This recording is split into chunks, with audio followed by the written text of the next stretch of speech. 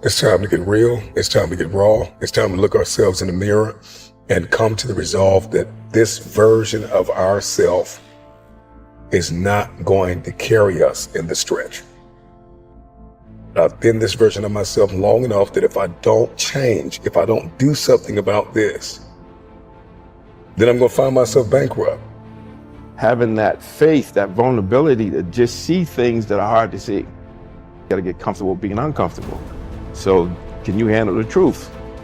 It's a question. And if you can't, then if you see that, then you can say, well, if I'm going to change, I'm going to have to figure out how to deal with that discomfort until the point that I can see what I need to see, then I can change it. So it's the persistence of continuing to do something until you can do it. Can't is not an option. It's either I will or I won't. I can, I know I can, but I will or I won't, you know, and that's the thing. And in some cases, you may try your hardest and you just don't win, or you don't pass a test, or you don't succeed. That's part of life. Understanding it's going to take hard work, discipline, and learning how to work with other people in order to get to the next level. There's not other people that aren't holding you back. Your boss isn't holding you back. Your parents aren't holding you back. Those are excuses. To me, there's no such thing as luck, okay? All luck is preparation meeting opportunity, plain and simple. Once I realized that I could get better at anything, it dawned on me that how I spend my time is a spiritual consideration. And I didn't want to die with potential that I failed to turn into skill set. That, to me, that speaks to me. How much of my potential can I actually turn into skill set and get good at this stuff and push and grow and improve? Like, that to me is just this incredibly intoxicating loop. You're waking up every morning with a desire to adapt, with a desire to change. Stand out today. Be different. Become something different. Stop lying to yourself and stand up and become something with worth, something with more than you've ever been. Your goals that you set for yourself, that's your power. Your ambition is your power. It's about how hard you can get hit and keep moving forward. How much you can take and keep moving forward.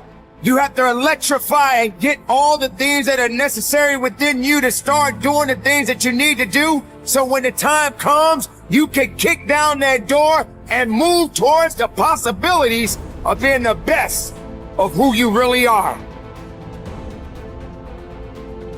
Learning how to concentrate, learning how to focus in, deciding that you're going to focus to develop your skills. You'll be surprised of the ideas that will come to you, of the people that you'll be able to attract, of the opportunities that you'll be able to see. You'll begin to see things that have been standing there looking you in the face saying, I can't believe this has been here all this time.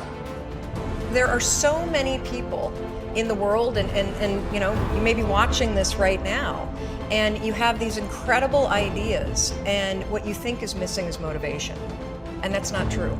Because the way that our minds are wired, and the fact about human beings, is that we are not designed to do things that are uncomfortable or scary or difficult. Our brains are designed to protect us from those things, because our brains are trying to keep us alive. And in order to change, in order to build a business, in order to be the best parent, the best spouse, to do all those things that you know you want to do with your life, with your work, with your dreams, you're going to have to do things that are difficult, uncertain, or scary, which sets up this problem for all of us. You're never going to feel like it. Why is it so hard to do the little things that would improve my life? Waking up and realizing that I'm never going to feel like doing the things that are tough or difficult or uncertain or scary or new, so I need to stop waiting until I feel like it. And number two, I am one decision away from a totally different marriage, a totally different life, a totally different job, a totally different income. Whatever you don't use, you lose. Lack of use causes loss. On this planet. Maybe not the next one, but on this one. If you tie your arm to your body, leave it there long enough, you'll never use it again. It's over. For the arm. Now, it may not be over, but it's over for the arm. The only way to keep the use of this arm is what? Keep using it. If you quit, you lose. Automatically. They don't bring it up for a vote. You lose automatically when you quit.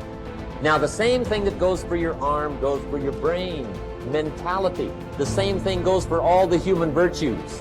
Ambition, unused, decline. Strong feelings, unused, diminish. It doesn't grow, it diminishes.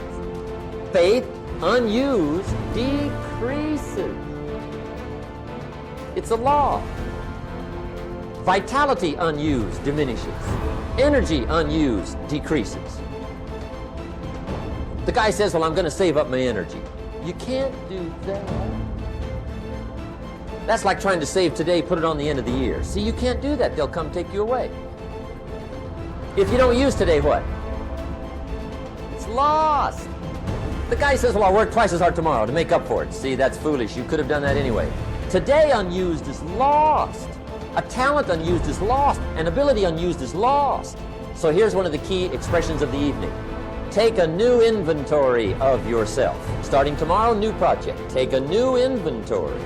And make sure that all of your talent and ability and mentality and ingenuity and vitality and strong feelings, faith, courage, make sure that all you've got's being used. Otherwise, you lose. Resolve to focus on the solution and what can be done now, rather than on what happened and who's to blame. Think in terms of the actions you can take to resolve the situation, rather than what went wrong and who is to blame. To remain optimistic, look for the good in every situation. When you look for something good, you will always find something good. Furthermore, while you're looking for something good, because your conscious mind can hold only one thought at a time, you will automatically become positive, optimistic, and back in full control. Seek the valuable lesson in every problem or difficulty. Every setback you face contains one or more lessons that have been sent to you to help you be more successful in the future. The difference between successes and failures is simple. Failures feel sorry for themselves when things go wrong, whereas successful people look for the valuable lesson they can learn that will help them in the future. Normal Vincent Peale used to say, when God wants to send you a gift, he wraps it up in a problem. The bigger the gift that God wants to send you, the bigger the problem he wraps it up in. Instead of concentrating on the problem, look for the gift. Wonderfully enough, you will always find it. What's more, sometimes the gift or valuable lesson can be of far greater value than the cost of the problem itself. Sometimes one lesson that you learn in dealing with a problem can be the key to your long-term success. As Napoleon Hill wrote, within every problem or obstacle lays the seed of an equal or greater opportunity or benefit. Your job is to find it. Continually think of yourself as a strong, powerful, resolute person in the face of adversity. In World War, a British general was described by his superiors. There he stands like an iron peg driven into the frozen ground, immovable. Let this be an accurate description of you whenever you face difficulties or problems of any kind.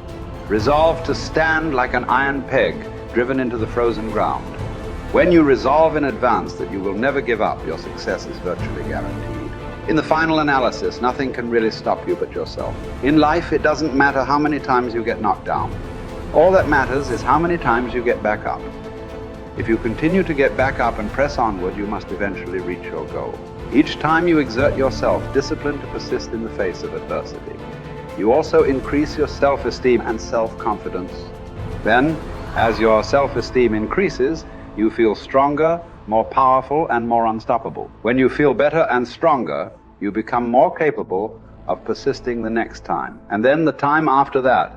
By disciplining yourself to persist in the face of all adversity, you put your life onto an upward spiral of self-esteem, self-discipline, and persistence until you eventually become like a force of nature. I think the best way to prove your value is to work, is to learn, is to absorb, to be a sponge. You always want to outwork your potential.